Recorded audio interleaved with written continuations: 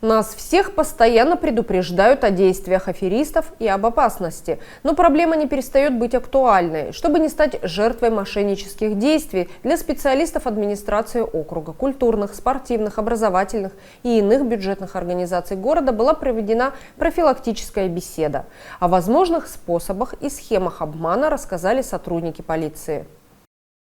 В ходе встречи участковый уполномоченный полиции рассказал об основных способах и видах обмана, используемых мошенниками. В доступной форме дал рекомендации, как не попасть на уловки злоумышленников и сохранить свои сбережения. Мы все, наверное, в курсе, что у нас развелось вот это вот мошенничество. Оно у нас уже на протяжении долгих лет. Я вот работаю в участковых 3 года. Я в городе Сыктывкаре работал. И вот получается у нас мошенники постоянно занимаются обманом людей. То есть мы делаем обходы граждан на постоянной основе. Люди переводят денежные средства мошенникам. И вроде бы мы приходим, общаемся с людьми. Они говорят, мы все знаем, мы никому ничего не расскажем. Мы ни с кем не общаемся. На посторонние звонки мы не отвечаем. Но в итоге у нас беда. То есть у нас проблемы не заканчиваются. У нас люди постоянно переводят денежные средства. Получается, махинации, они разного способа.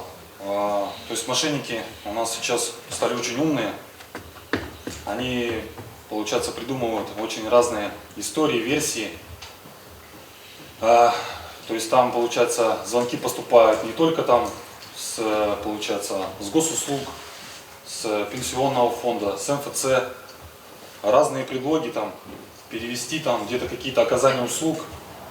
Вот, люди, получается, то есть они ходят к людям в доверие, люди, получается, им отправляют какие-то там смс-сообщения с номером, и потом, получается, идет у нас взлом госуслуг, они взламывают госуслуги, и через госуслуги они уже владеют всей нашей информацией, всеми нашими данными, и могут, получается, взять на нас какой-либо там кредит, там, ипотеку где-то в банке, на наше, получается, ФИО. Не сообщать, допустим, по телефону мошенникам никакие номера, никакие пин-коды, никакие там коды там, получается. Вот. Если кто-то позвонил вам, допустим, посторонний человек, которого вы не знаете, ничего ему сообщать не надо.